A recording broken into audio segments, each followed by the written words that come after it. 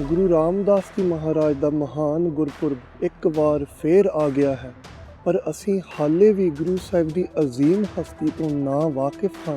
ਅੱਜ ਆਪਾਂ ਉਹਨਾਂ ਦੇ ਜੀਵਨ ਵਿੱਚੋਂ ਅਤੇ ਬਹੁਤਾ ਕਰਕੇ ਗੁਰਬਾਣੀ ਵਿੱਚੋਂ ਉਹਨਾਂ ਦੀ ਸ਼ਖਸੀਅਤ ਬਾਰੇ ਵਿਚਾਰ ਕਰਾਂਗੇ। ਤੁਸੀਂ ਹੋਰ ਬਹੁਤ ਸਾਖੀਆਂ ਸੁਣੀਆਂ ਹੋਣੀਆਂ ਹਨ ਸੋਢੀ ਸੁਲਤਾਨ ਜੀ ਬਾਰੇ, ਪਰ ਅੱਜ ਅਸੀਂ ਗੁਰੂ ਸਾਹਿਬ ਦੀ ਕਿਰਪਾ ਨਾਲ ਉਹਨਾਂ ਦਾ ਉਹ ਸਰੂਪ ਤੁਹਾਡੇ ਤਾਈਂ ਦੱਸਾਂਗੇ ਜੋ ਤੁਸੀਂ ਆਮ ਨਹੀਂ ਸੁਣਿਆ ਹੋਣਾ।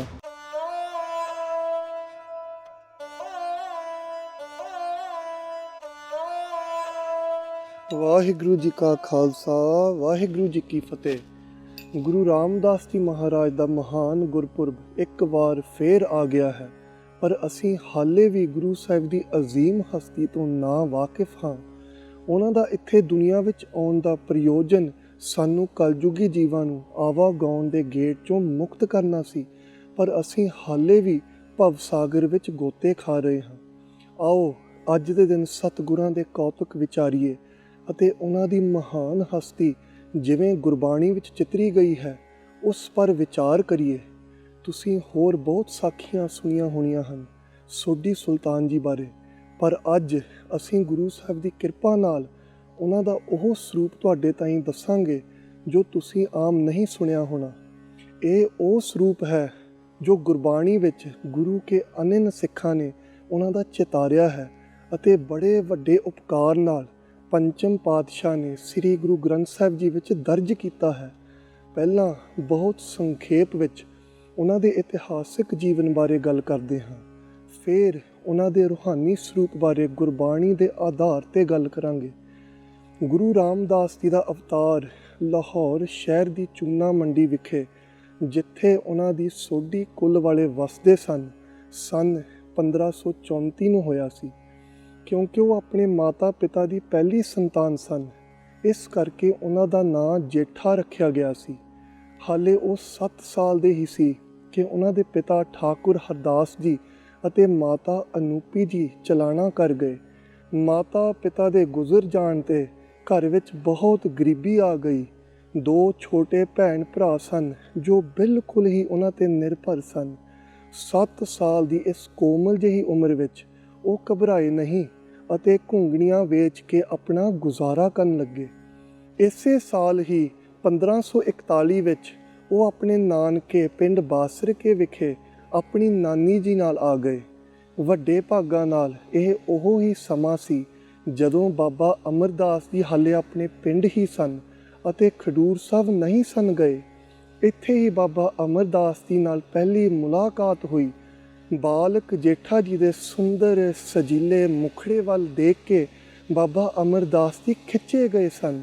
ਜਲਦੀ ਹੀ ਬਾਬਾ ਅਮਰਦਾਸ ਜੀ ਗੁਰੂ ਅੰਗਦ ਦੇਵ ਜੀ ਦੀ ਮਿਸਾਲੀ ਸੇਵਾ ਕਰਕੇ ਗੁਰੂ ਅਮਰਦਾਸ ਜੀ ਬਣ ਗਏ ਅਤੇ ਗੁਰੂ ਹੁਕਮ ਵਿੱਚ ਨਗਰ ਗੋਬਿੰਦਵਾਲ ਸਾਹਿਬ ਜਾ ਵਸਾਇਆ। ਬਾਲਕ ਜੇਠਾ ਜੀ ਇਸ ਨਵੇਂ ਨਗਰ ਵਿੱਚ ਆ ਗਏ ਅਤੇ ਉਸ ਸਮੇਂ ਹੀ ਪੂਰਬਲੇ ਮਹਾਨ ਸੰਜੋਗਾਂ ਕਰਕੇ ਗੁਰੂ ਅਮਰਦਾਸ ਜੀ ਦੇ ਸਿੱਖ ਬਣ ਗਏ। ਗਰੀਬੀ ਹੋਣ ਕਰਕੇ ਉਹ ਸਖਤ ਮਿਹਨਤ ਵੀ ਕਰਦੇ ਅਤੇ ਬਾਕੀ ਦਾ ਸਾਰਾ ਸਮਾਂ ਗੁਰੂ ਘਰ ਵਿੱਚ ਸੇਵਾ ਅਤੇ ਸਿਮਰਨ ਕਰਨ ਵਿੱਚ ਬਤੀਤ ਕਰ ਦਿੰਦੇ। ਇੱਦਾਂ ਕਰਦਿਆਂ ਨੂੰ ਸੰਨ 1552 ਆ ਗਿਆ ਅਤੇ ਉਹ ਤਕਰੀਬਨ 16-17 ਸਾਲਾਂ ਦੇ ਹੋ ਗਏ। ਅੰਤਾਂ ਦੇ ਸੋਹਣੇ ਸਨ। ਇੱਕ ਤਾਂ ਕੁਦਰਤੀ ਹੀ ਉਹ ਬਹੁਤ ਸੋਹਣੇ ਸਨ ਅਤੇ ਉੱਤੋਂ ਨਾਮ ਬਾਣੀ ਦੇ ਅਥਾਹ ਸੇਵਨ ਕਰਕੇ ਅਤੇ ਦਿਨ ਰਾਤ ਸੇਵਾ ਵਿੱਚ ਜੁਟੇ ਰਹਿਣ ਕਰਕੇ ਉਹ ਗੁਰੂ ਅਮਰਦਾਸ ਜੀ ਦੇ ਅਤ ਮਨਜ਼ੂਰੇ ਨਜ਼ਰ ਬਣ ਗਏ, ਜਿਸ ਕਾਰਨ ਇਲਾਹੀ ਨੂਰ ਉਹਨਾਂ ਦੇ ਚਿਹਰੇ ਤੋਂ ਡੁੱਲ ਪੈਂਦਾ ਸੀ। ਗੁਰੂ ਅਮਰਦਾਸ ਜੀ ਨੇ ਆਪਣੀ ਸਭ ਤੋਂ ਛੋਟੀ ਸਾਹਿਬਜ਼ਾਦੀ ਬੀਬੀ ਭਾਨੀ ਨਾਲ ਉਹਨਾਂ ਦਾ ਵਿਆਹ ਕਰ ਦਿੱਤਾ। ਉਹਨਾਂ ਦਾ ਇਤਿਹਾਸਿਕ ਜੀਵਨ ਬਹੁਤ ਹੀ ਦਿਲਚਸਪ ਅਤੇ ਆਨੰਦਮਈ ਹੈ, ਪਰ ਇਸ ਬਾਰੇ ਵਿਚਾਰ ਅਸੀਂ ਕਿਸੇ ਹੋਰ ਵੀਡੀਓ ਵਿੱਚ ਗੁਰੂ ਸਾਹਿਬ ਜੀ ਦੀ ਰਜ਼ਾ ਅਨੁਸਾਰ ਕਰਾਂਗੇ। ਅੱਜ ਆਪਾਂ ਉਹਨਾਂ ਦੇ ਜੀਵਨ ਵਿੱਚੋਂ ਅਤੇ ਬਹੁਤਾ ਕਰਕੇ ਗੁਰਬਾਣੀ ਵਿੱਚੋਂ ਉਹਨਾਂ ਦੀ ਸ਼ਖਸੀਅਤ ਬਾਰੇ ਵਿਚਾਰ ਕਰਾਂਗੇ। ਆਪ ਜੀ ਸਜੇ ਰਹੋ ਅਤੇ ਉਹਨਾਂ ਦੀ ਅਨੂਪਮ ਕਥਾ ਸੁਣਦੇ ਰਹੋ ਪਿਆਰੇ ਜੀਓ। ਗੁਰੂ ਸਾਹਿਬ ਨੇ ਆਪਣੀ ਪਹਿਲੀ ਉਮਰ ਵਿੱਚ ਬਹੁਤ ਦੁੱਖ ਦੇਖੇ ਸਨ। ਕੋਈ ਬਾਤ ਨਹੀਂ ਸੀ ਪੁੱਛਦਾ। ਸਰੀਕੇ ਵਾਲੇ ਹਮਦਰਦੀ ਕਰਨ ਦੀ ਬਜਾਏ ਸਗੋਂ ਤਾਣੇ ਮਿਹਣੇ ਮਾਰਦੇ ਸੀ। ਅੱਤ ਦੀ ਗਰੀਬੀ ਸੀ। ਉਸ ਵੇਲੇ ਗੁਰੂ ਅਮਰਦਾਸ ਜੀ ਨੇ ਉਹਨਾਂ ਨੂੰ ਐਸਾ ਸੰਭਾਲਿਆ ਕਿ ਉਹਨਾਂ ਨੂੰ ਸਾਰੀ ਲੁਕਾਈ ਦੀ ਪਾਤਸ਼ਾਹੀ ਬਖਸ਼ ਦਿੱਤੀ। ਉਹਨਾਂ ਨੇ ਖੁਦ ਆਪਣੀ ਪੁਰਾਣੀ ਕਠਿਨ ਜ਼ਿੰਦਗੀ ਬਾਰੇ ਇੰਨਾ ਸੋਹਣਾ ਅਤੇ ਬੈਰਾਗਮਈ ਲਿਖਿਆ ਹੈ ਕਿ ਉਹਨਾਂ ਦੇ ਇਹ ਬੋਲ ਸੁਣ ਕੇ ਕੋਈ ਵੀ ਪ੍ਰੇਮ ਵਾਲਾ ਜੀਉੜਾ ਰੋਏ ਬਗੈਰ ਨਹੀਂ ਰਹਿ ਸਕਦਾ। ਸੁਣੋ ਉਹਨਾਂ ਦੇ ਆਪਣੇ ਬਚਨ। ਜੋ ਹਮਰੀ ਬਿਦ ਹੋਤੀ ਮੇਰੇ ਸਤਿਗੁਰਾ, ਸਾ ਬਿਦ ਤੁਮ ਹਰ ਜਾਣੋ ਹੋ ਆਪੇ। ਹਮ ਰੁਲਤੇ ਫਿਰਤੇ ਕੋਈ ਬਾਤ ਨਾ ਪੁੱਛਤਾ, ਗੁਰ ਸਤਿਗੁਰ ਸੰਗ ਕੀਰੇ ਹਮ ਥਾਪੇ। ਧੰਨ ਧੰਨ ਗੁਰੂ ਨਾਨਕ ਜਨ ਕੇਰਾ, ਜਿਤ ਮਿਲਿਆ ਚੂਕੇ ਸਭ ਸੋਗ ਸੰਤਾਪੇ। ਗੁਰੂ ਸਾਹਿਬ ਜੀ ਰੋ ਕੇ ਗੁਰੂ ਅਮਰਦਾਸ ਜੀ ਨੂੰ ਚੇਤੇ ਕਰਕੇ ਆਪਣੇ ਦਿਲ ਦੀ ਪ੍ਰੇਮ ਹੂਕ ਇਵੇਂ ਬਿਆਨ ਕਰਦੇ ਹਨ ਕਿ ਹੇ ਸਤਿਗੁਰੂ, ਜੇ ਤੁਸੀਂ ਨਾ ਹੁੰਦੇ ਤਾਂ ਸਾਡੀ ਕੀ ਹਾਲਤ ਹੋਣੀ ਸੀ, ਇਹ ਤੁਸੀਂ ਹੀ ਜਾਣਦੇ ਹੋ। ਅਸੀਂ ਰੁਲਦੇ ਫਿਰਦੇ ਸੀ, ਕੋਈ ਸਾਡੀ ਬਾਤ ਨਹੀਂ ਸੀ ਪੁੱਛਦਾ। ਗੁਰੂ ਸਤਿਗੁਰੂ ਨਾਲ ਅਸੀਂ ਕੀੜੇ ਵੀ ਥਾਪੇ ਗਏ ਹਾਂ, ਭਾਵ ਇਤਨੀ ਉਚਾਈ 'ਤੇ ਪਹੁੰਚ ਗਏ ਹਾਂ। ਇਹੋ ਕਾਰਨ ਹੈ ਕਿ ਗੁਰੂ ਰਾਮਦਾਸ ਜੀ ਦਾ ਹਿਰਦਾ ਬਹੁਤਾ ਹੀ ਕੋਮਲ ਹੈ। ਕੋਈ ਉਹਨਾਂ ਦੇ ਦਰਬਾਰ ਵਿੱਚ ਜਾ ਕੇ ਖਾਲੀ ਹੱਥ ਨਹੀਂ ਆਉਂਦਾ। ਉਹਨਾਂ ਦੇ ਅਤ ਕੋਮਲ ਹਿਰਦੇ ਤੋਂ ਕਿਸੇ ਦਾ ਦੁੱਖੜਾ ਜਰਿਆ ਨਹੀਂ ਜਾਂਦਾ। ਲੋੜ ਹੈ ਸਾਨੂੰ ਇੱਕ ਵਾਰੀ ਉਹਨਾਂ ਦੇ ਸਨਮੁਖ ਬੇਨਤੀ ਕਰਨ ਦੀ। ਆਓ ਅਗਲੀ ਵਾਰ ਜਦੋਂ ਅਸੀਂ ਸ੍ਰੀ ਹਰਿਮੰਦਰ ਸਾਹਿਬ ਜਾਈਏ ਤਾਂ ਉਹਨਾਂ ਨੂੰ ਬੇਨਤੀ ਕਰੀਏ ਕਿ ਹੇ ਸਤਿਗੁਰ ਜੀ, ਸਾਡੀ ਰੁਲਦੇ ਫਿਰਦਿਆਂ ਦੀ ਵੀ ਕੋਈ ਬਾਤ ਨਹੀਂ ਪੁੱਛਦਾ, ਤੁਸੀਂ ਕਿਰਪਾ ਕਰਕੇ ਸਾਨੂੰ ਗਲ ਲਾ ਲਵੋ। ਫਿਰ ਗੁਰੂ ਸਾਹਿਬ ਆਪੇ ਹੀ ਮਿਹਰ ਕਰਨਗੇ।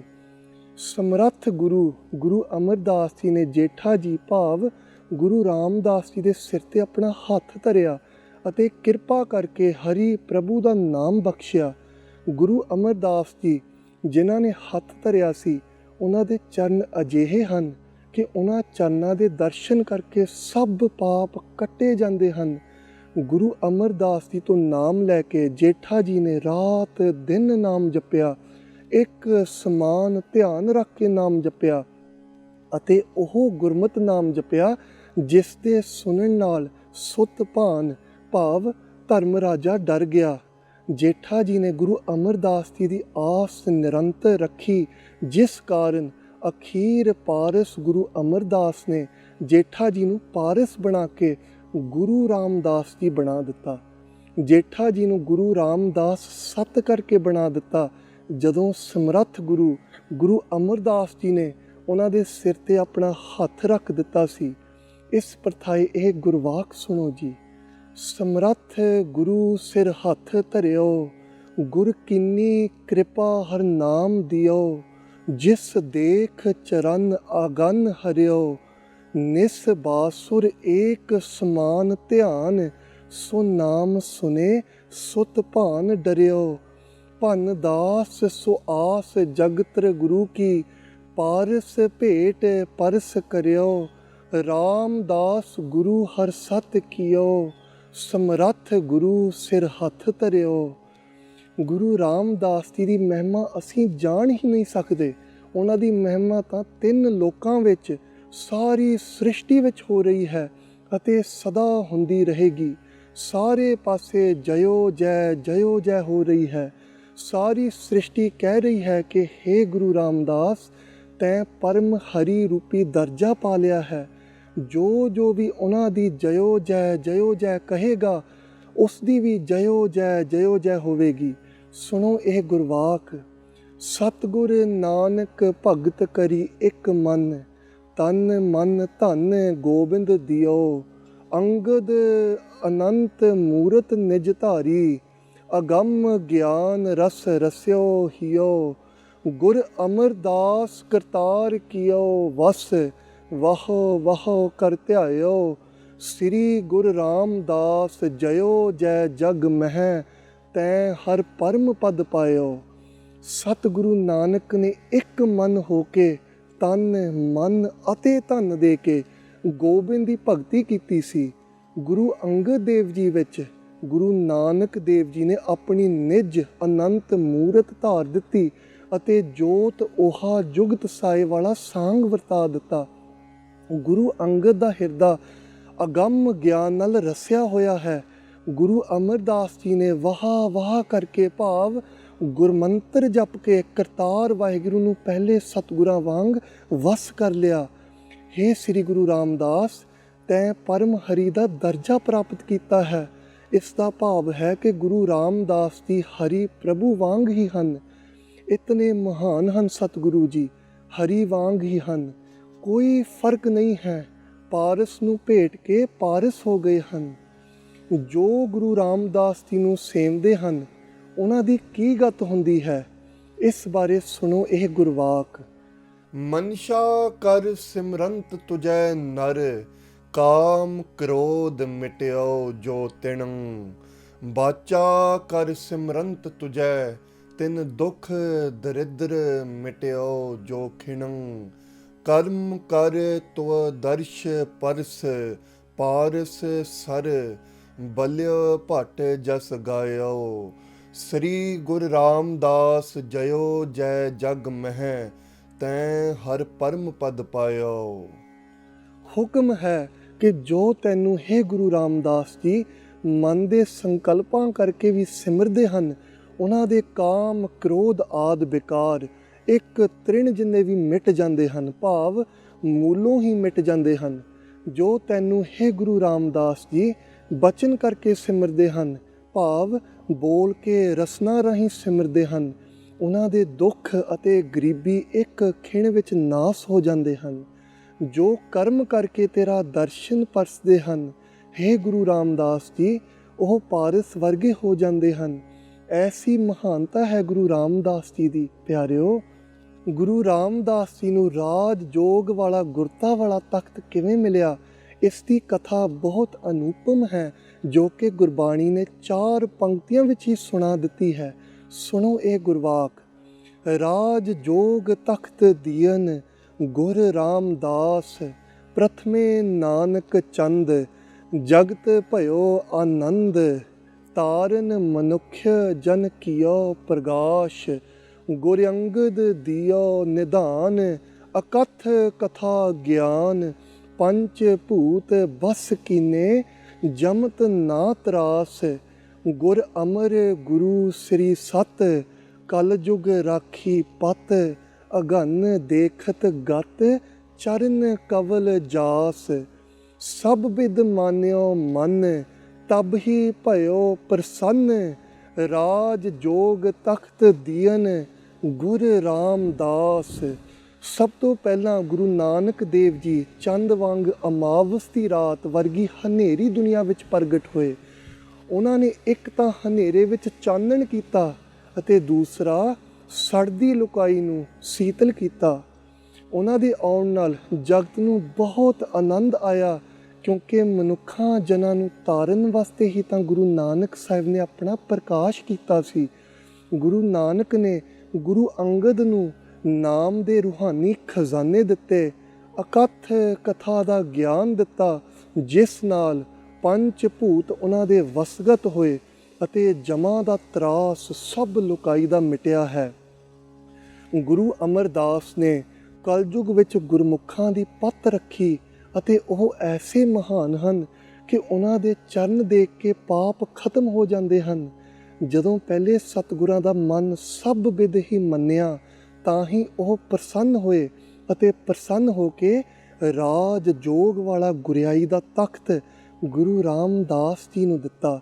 ਐਸੇ ਮਹਾਨ ਹਨ ਧੰਨ ਗੁਰੂ ਰਾਮਦਾਸ ਜੀ। ਗੁਰੂ ਰਾਮਦਾਸ ਜੀ ਨੂੰ ਸੇਵਨ ਦੀਆਂ ਇਲਾਹੀ ਵਡਿਆਈਆਂ ਇੱਕ ਹੋਰ ਬਹੁਤ ਪਿਆਰੇ ਸ਼ਬਦ ਵਿੱਚ ਇਸ ਪ੍ਰਕਾਰ ਦਰਜ ਹਨ। ਜਿਹੇ ਸਤਿਗੁਰ ਸਿਮਰੰਤ, ਨੈਣ ਕੇ ਤਿਮਰ ਮਿਠੈ ਖਿਨ। ਜਿਹੇ ਸਤਿਗੁਰ ਸਿਮਰੰਤ, ਹਿਰਦੈ ਹਰ ਨਾਮ ਦਿਨੋ ਦਿਨ। ਜਿਹੇ ਸਤਿਗੁਰ ਸਿਮਰੰਤ, ਜੀ ਕੀ ਤਪਤ ਮਿਟਾਵੈ। ਜਿਹੇ ਸਤਿਗੁਰ ਸਿਮਰੰਤ, ਰਿੱਧ ਸਿੱਧ ਨਵ ਨਿਧ ਪਾਵੈ। ਸੋਈ ਰਾਮਦਾਸ ਗੁਰ ਬਲਿਆ ਭਣ, ਮਿਲ ਸੰਗਤ ਧਨ ਧਨ ਕਰੋ। ਜਿਹੇ ਸਤਿਗੁਰ ਲਗ ਪ੍ਰਭ ਪਾਈਐ, ਸੋ ਸਤਿਗੁਰ ਸਿਮਰੋ ਨ ਰਹੋ। ਗੁਰੂ ਰਾਮਦਾਸ ਜੀ ਨੂੰ ਯਾਦ ਕਰਨ ਨਾਲ ਇਹ 5 ਮਹਾਨ ਬਖਸ਼ਿਸ਼ਾਂ ਪ੍ਰਾਪਤ ਹੋ ਜਾਂਦੀਆਂ ਹਨ। ਪਹਿਲੀ ਬਖਸ਼ਿਸ਼ ਹੈ ਕਿ ਨੈਣਾਂ ਦੇ ਅਗਿਆਨ ਦੇ ਹਨੇਰੇ ਇੱਕ ਖਿਣ ਵਿੱਚ ਮਿਟ ਜਾਂਦੇ ਹਨ। ਦੂਜੀ ਮਿਹਰ, ਜੋ ਕਿ ਬਹੁਤ ਮਹਾਨ ਮਿਹਰ ਹੈ, ਉਹ ਇਹ ਹੈ ਕਿ ਦਿਨੋਂ ਦਿਨ ਹਿਰਦੇ ਵਿੱਚ ਨਾਮ ਦਾ ਵਾਸਾ ਹੋਣ ਲੱਗ ਜਾਂਦਾ ਹੈ। ਤੀਜੀ ਕਿਰਪਾ ਇਹ ਹੁੰਦੀ ਹੈ, ਜਿਹੜੇ ਦੀ ਤਪਤ ਭਾਵ ਤ੍ਰਿਸ਼ਨਾ, ਕਾਮ ਅਤੇ ਕ੍ਰੋਧ ਵਰਗੀਆਂ ਅੱਗਾਂ ਸ਼ਾਂਤ ਹੋ ਜਾਂਦੀਆਂ ਹਨ। ਚੌਥੀ ਕਿਰਪਾ ਇਹ ਹੁੰਦੀ ਹੈ ਕਿ ਰਿੱਧ, ਸਿੱਧ ਅਤੇ ਨਿੱਧ ਪ੍ਰਾਪਤ ਹੋ ਜਾਂਦੀਆਂ ਹਨ, ਭਾਵ ਹਰ ਪ੍ਰਕਾਰ ਦੀਆਂ ਚਮਤਕਾਰੀ ਸ਼ਕਤੀਆਂ ਪ੍ਰਾਪਤ ਹੋ ਜਾਂਦੀਆਂ ਹਨ ਅਤੇ ਸਭ ਤਰ੍ਹਾਂ ਦੇ ਖਜ਼ਾਨੇ ਵੀ ਮਿਲ ਜਾਂਦੇ ਹਨ। ਪੰਜਵੀਂ ਬਖਸ਼ਿਸ਼, ਜੋ ਕਿ ਸਭ ਤੋਂ ਵੱਡੀ ਦਾਤ ਹੈ, ਉਹ ਹੈ ਕਿ ਗੁਰੂ ਰਾਮਦਾਸ ਜੀ ਉਹ ਸਤਿਗੁਰ ਨੇ ਜਿਨ੍ਹਾਂ ਦੇ ਚਰਨਾਂ ਨਾਲ ਲੱਗ ਕੇ ਪ੍ਰਭੂ ਪਾ ਲਈਦਾ ਹੈ। ਸੋ ਕਿਉਂ ਨਾ ਸੰਗਤ ਨਾਲ ਮਿਲ ਕੇ ਸਤਿਗੁਰਾਂ ਨੂੰ ਧੰਨ ਧੰਨ ਕਿਹਾ ਜਾਵੇ। ਸਾਧ ਸੰਗਤ ਜੀਓ, ਇੰਨੇ ਮਹਾਨ ਹਨ ਗੁਰੂ ਰਾਮਦਾਸ ਜੀ। ਕੀਰਤ ਨਾਂ ਦੇ ਭੱਟ ਦੱਸਦੇ ਹਨ ਕਿ ਜੋ ਸੰਤ ਸਰੂਪ ਗੁਰੂ ਰਾਮਦਾਸ ਜੀ ਦੇ ਚਰਨੀ ਲੱਗਦੇ ਹਨ, ਉਹਨਾਂ ਦਾ ਕਾਮ, ਕ੍ਰੋਧ ਅਤੇ ਜਮਾ ਦਾ ਡਰ ਇੱਕ ਖਿਣ ਵਿੱਚ ਨਾਸ ਹੋ ਜਾਂਦਾ ਹੈ। ਜਿਵੇਂ ਗੁਰੂ ਅੰਗਦ ਦੇਵ ਜੀ ਸਦਾ ਹੀ ਗੁਰੂ ਨਾਨਕ ਦੇਵ ਜੀ ਦੇ ਸੰਗ ਰਹਿੰਦੇ ਹਨ, ਉਵੇਂ ਹੀ ਗੁਰੂ ਰਾਮਦਾਸ ਜੀ ਸਦਾ ਹੀ ਗੁਰੂ ਅਮਰਦਾਸ ਜੀ ਦੇ ਸੰਗ ਰਹਿੰਦੇ ਹਨ। ਸੁਣੋ ਇਹ ਅਨੋਖਾ ਗੁਰਵਾਕ। ਕਵ ਕੀਰਤ ਜੋ ਸੰਤ ਚਰਨ ਮੁੜ ਲਾਗੇ ਹੈ, ਤਿਨ ਕਾਮ ਕ੍ਰੋਧ ਜਮ ਕੋ ਨਹੀਂ ਤਰਾਸ। ਜਿਵ ਅੰਗਦ ਅੰਗ ਸੰਗ ਨਾਨਕ ਗੁਰ, ਤਿਵ ਗੁਰ ਅਮਰਦਾਸ ਕੈ ਗੁਰ ਰਾਮਦਾਸ। ਧਰੂ ਭਗਤ ਨੇ, ਪ੍ਰਹਿਲਾਦ ਜੀ ਨੇ, ਭਗਤ ਕਬੀਰ ਜੀ ਨੇ ਤੇ ਲੋਚਨ ਜੀ ਨੇ ਜਦੋਂ ਨਾਮ ਜਪਿਆ ਸੀ ਤਾਂ ਨਾਮ ਲੈਣ ਦਾ ਸਦਕਾ ਜੋ ਉਹਨਾਂ ਦੇ ਅੰਦਰ ਪ੍ਰਕਾਸ਼ ਉਪਜਿਆ ਸੀ, ਉਹ ਪ੍ਰਕਾਸ਼ ਗੁਰੂ ਰਾਮਦਾਸ ਸਨ। ਜਿਸ ਰਹੱਸਮਈ ਪ੍ਰਕਾਸ਼ ਨੂੰ ਦੇਖ ਕੇ ਬਹੁਤਾ ਹੀ ਆਨੰਦ ਹੁੰਦਾ ਹੈ, ਉਹ ਪ੍ਰਕਾਸ਼ ਕੋਈ ਹੋਰ ਨਹੀਂ ਬਲਕਿ ਸੰਤਾਂ ਦਾ ਸਹਾਈ ਗੁਰੂ ਰਾਮਦਾਸ ਹੈ। ਸੁਣੋ ਇਹ ਪ੍ਰਕਾਸ਼ਮਈ ਗੁਰਵਾਕ। ਧਰੂ, ਪ੍ਰਹਿਲਾਦ, ਕਬੀਰ ਤੇ ਲੋਚਨ, ਨਾਮ ਲੈਤ ਉਪਜਿਓ ਜੋ ਪ੍ਰਗਾਸ਼। ਜਿਹੇ ਪਿਖਤ ਅਤ ਹੋਏ ਰਹੱਸ ਮਨ, ਸੋਈ ਸੰਤ ਸਹਾਰ ਗੁਰੂ ਰਾਮਦਾਸ।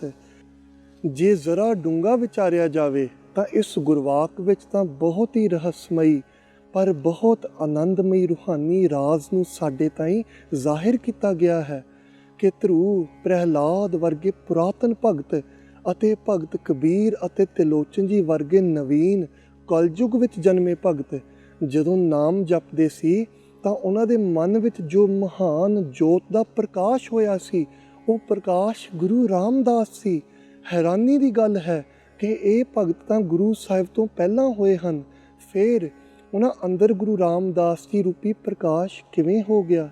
ਗੁਰੂ ਰਾਮਦਾਸ ਜੀ ਕਿਤੇ ਸੰਨ 1534 ਵਿੱਚ ਹੀ ਪ੍ਰਗਟ ਨਹੀਂ ਹੋਏ, ਉਹ ਤਾਂ ਆਦਿ ਤੋਂ ਹੀ ਹਨ। ਉਹਨਾਂ ਅੰਦਰ ਜੋ ਗੁਰਜੋਤ ਹੈ, ਉਹ ਆਦਿ ਤੋਂ ਪ੍ਰਕਾਸ਼ ਹੈ। ਉਹ ਗੁਰਜੋਤ ਹੀ ਹਮੇਸ਼ਾ ਪੁਰਾਤਨ ਭਗਤਾਂ ਵਿੱਚ ਕੰਮ ਕਰਦੀ ਰਹੀ ਹੈ ਅਤੇ ਇਸ ਗੁਰਜੋਤ ਨੇ ਹੀ ਪੁਰਾਤਨ ਸਮਿਆਂ ਵਿੱਚ ਕੌਤਕ ਕੀਤੇ ਹਨ। ਇਸ ਬਾਰੇ ਹੋਰ ਵਿਸਥਾਰ ਅਗਲੇ ਨੁਕਤੇ ਵਿੱਚ ਸੁਣੋ ਜੀ।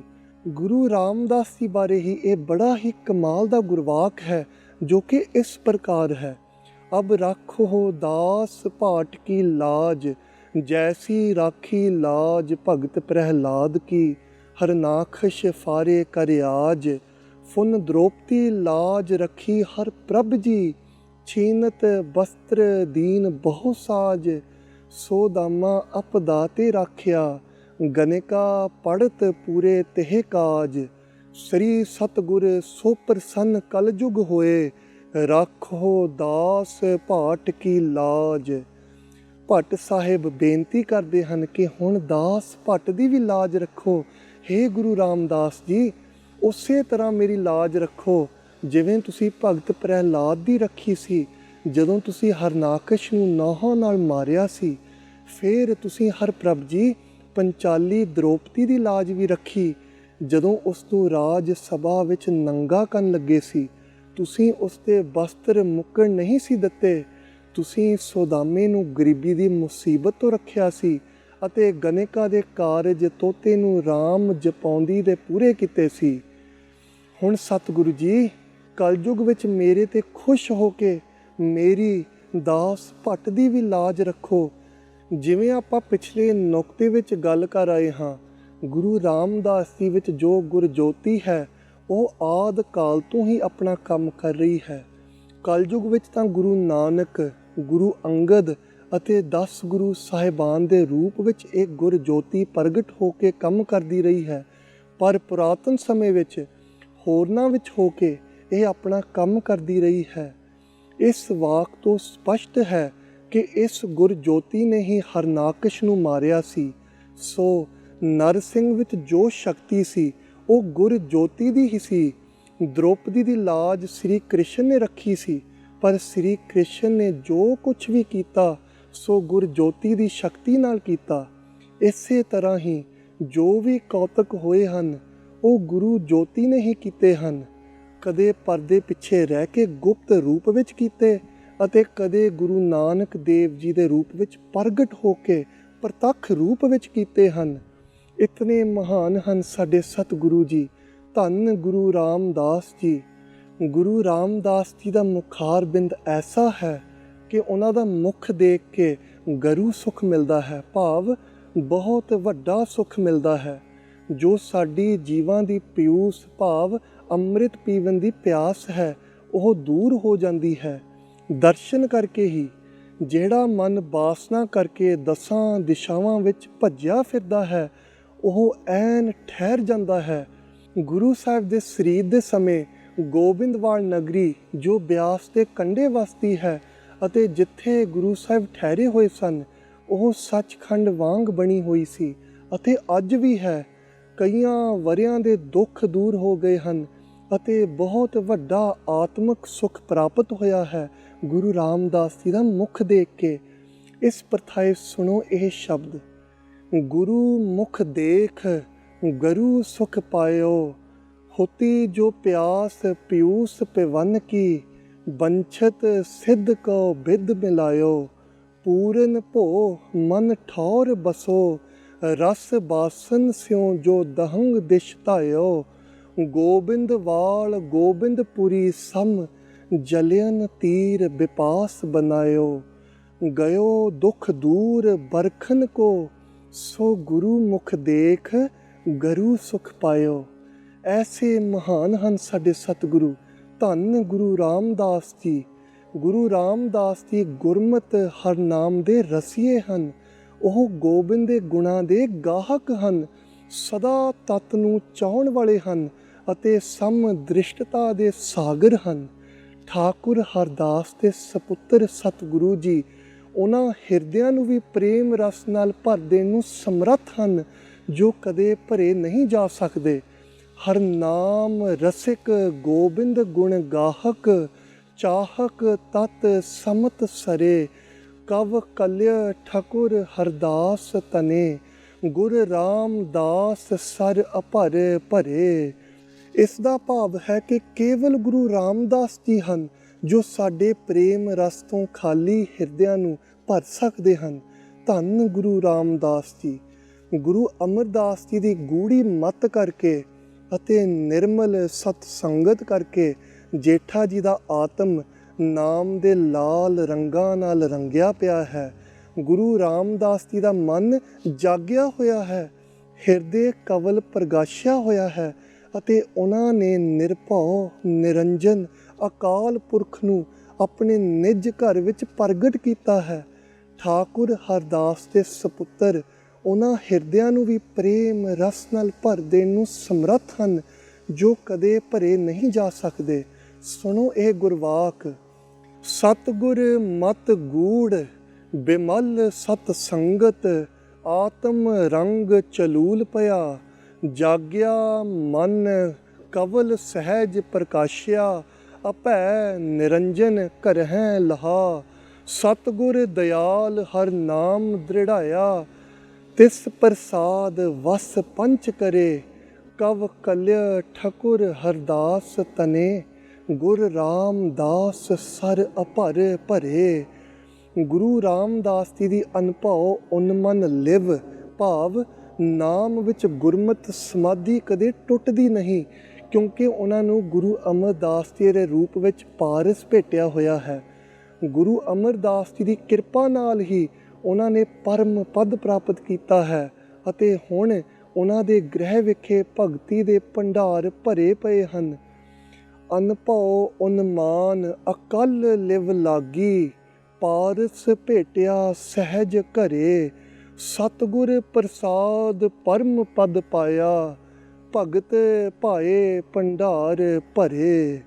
ਐਸੇ ਮਹਾਨ ਹਨ ਧੰਨ ਗੁਰੂ ਰਾਮਦਾਸ ਜੀ, ਜਿਨ੍ਹਾਂ ਦੀ ਸੇਵਾ ਕਰਨ ਨਾਲ ਉਹਨਾਂ ਦੇ ਭਗਤੀ ਦੇ ਭੰਡਾਰਿਆਂ ਵਿੱਚੋਂ ਪ੍ਰੇਮ ਕਰਨ ਵਾਲਿਆਂ ਨੂੰ ਖੁੱਲ੍ਹੇ ਗੱਫੇ ਮਿਲ ਜਾਂਦੇ ਹਨ। ਅਖੀਰ ਵਿੱਚ ਅਸੀਂ ਰਾਮਕਲੀ ਕੀ ਵਾਰ ਵਿੱਚ ਗੁਰੂ ਰਾਮਦਾਸ ਜੀ ਬਾਰੇ ਪੌੜੀ 'ਤੇ ਵਿਚਾਰ ਕਰਦੇ ਹਾਂ। ਇਹ ਪੌੜੀ ਇਸ ਪ੍ਰਕਾਰ ਹੈ। ਧੰਨ ਧੰਨ ਰਾਮਦਾਸ ਗੁਰ, ਜਿਨ ਸਿਰਿਆ ਤਿਨੈ ਸਵਾਰਿਆ, ਪੂਰੀ ਹੋਈ ਕਰਾਮਾਤ, ਆਪ ਸਿਰਜਣ ਹਾਰੈ ਧਾਰਿਆ, ਸਿੱਖੀ ਅਤੇ ਸੰਗਤੀ, ਪਾਰ ਬ੍ਰਹਮ ਕਰ ਨਮਸਕਾਰਿਆ, ਅਟਲ ਅਥਾਹ ਅਤੋਲ ਤੂੰ, ਤੇਰਾ ਅੰਤ ਨਾ ਪਾਰਾ ਵਾਰਿਆ, ਜਿਨੀ ਤੂੰ ਸੇਵਿਆ ਭਉ ਕਰ, ਸੇ ਤੁਧ ਪਾਰ ਉਤਾਰਿਆ, ਲਬ ਲੋਭ ਕਾਮ ਕ੍ਰੋਧ ਮੋਹ, ਮਾਰ ਕੱਢੇ ਤੁਧ ਸਪਰ ਵਾਰਿਆ, ਧਨ ਸੋ ਤੇਰਾ ਥਾਨ ਹੈ, ਸੱਚ ਤੇਰਾ ਪੈਸ਼ਕਾਰਿਆ, ਨਾਨਕ ਤੂੰ ਲਹਿਣਾ ਤੂੰ ਹੈ, ਗੁਰ ਅਮਰ ਤੂੰ ਵਿਚਾਰਿਆ, ਗੁਰ ਡਿਠਾ ਤਾਂ ਮਨ ਸਾਧਾਰਿਆ। ਰਾਮਦਾਸ ਗੁਰੂ ਜੀ ਧੰਨ ਧੰਨ ਹਨ, ਜਿਨ੍ਹਾਂ ਨੂੰ ਸਿਰਜਣਹਾਰੇ ਵਾਹਿਗੁਰੂ ਸਾਹਿਬ ਨੇ ਸਿਰਿਆ ਅਤੇ ਸਵਾਰਿਆ ਹੈ। ਗੁਰੂ ਰਾਮਦਾਸ ਦੇ ਰੂਪ ਵਿੱਚ ਪੂਰੀ ਕਰਾਮਾਤ ਵਾਪਰੀ ਹੈ, ਕਿਉਂਕਿ ਸਿਰਜਣਹਾਰੇ ਵਾਹਿਗੁਰੂ ਨੇ ਆਪ ਹੀ ਗੁਰੂ ਜੀ ਦਾ ਰੂਪ ਧਾਰਿਆ ਹੈ। ਭਾਵ ਗੁਰੂ ਰਾਮਦਾਸ ਜੀ ਅਤੇ ਵਾਹਿਗੁਰੂ ਇੱਕ ਹਨ। ਇਸੇ ਕਰਕੇ ਸਿੱਖਾਂ ਅਤੇ ਸੰਗਤਾਂ ਨੇ ਗੁਰੂ ਰਾਮਦਾਸ ਜੀ ਨੂੰ ਪਾਰ ਬ੍ਰਹਮ ਸਮਝ ਕੇ ਨਮਸਕਾਰ ਕੀਤੀ ਹੈ, ਭਾਵ ਮੱਥਾ ਟੇਕਿਆ ਹੈ। ਹੇ ਗੁਰੂ ਰਾਮਦਾਸ, ਤੂੰ ਅਟਲ ਹੈ, ਅਥਾਹ ਹੈ ਅਤੇ ਅਤੋਲ ਹੈ। ਤੇਰੇ ਅੰਤ ਦਾ ਕੋਈ ਪਾਰਾਵਾਰ ਨਹੀਂ ਹੈ। ਜਿਨ੍ਹਾਂ ਨੇ ਤੈਨੂੰ ਪਿਆਰ ਨਾਲ ਸੇਵਿਆ ਹੈ, ਉਹਨਾਂ ਨੂੰ ਤੂੰ ਪਾਰ ਲੰਘਾ ਦਿੱਤਾ ਹੈ। ਤੂੰ ਕਿਰਪਾ ਕਰਕੇ ਆਪਣੇ ਸਿੱਖਾਂ ਦੇ ਵਿਕਾਰ, ਜਿਵੇਂ ਕਿ ਲੱਭ ਲੋਭ ਕਾਮ ਕ੍ਰੋਧ ਅਤੇ ਮੋਹ ਆਦਿ ਪਰਿਵਾਰਾਂ ਸਹਿਤ ਮਾਰ ਕੇ ਬਾਹਰ ਕੱਢ ਦਿੱਤੇ ਹਨ। ਤੇਰਾ ਥਾਨ ਜਿੱਥੇ ਤੂੰ ਬੈਠਾ ਹੈ ਧਨ ਹੈ ਅਤੇ ਤੇਰੀ ਸੰਗਤ ਵੀ ਧਨ ਹੈ।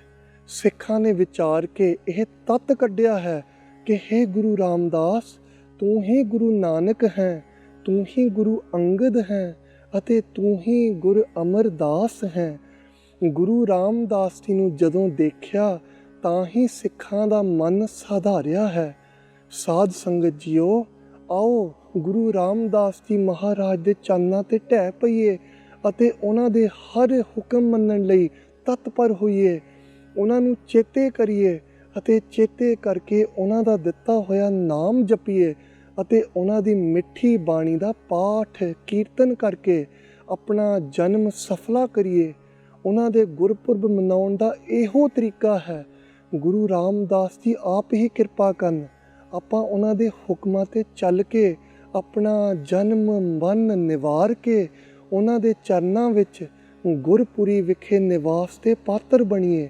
ਵਾਹਿਗੁਰੂ ਜੀ ਕਾ ਖਾਲਸਾ, ਵਾਹਿਗੁਰੂ ਜੀ ਕੀ ਫਤਿਹ।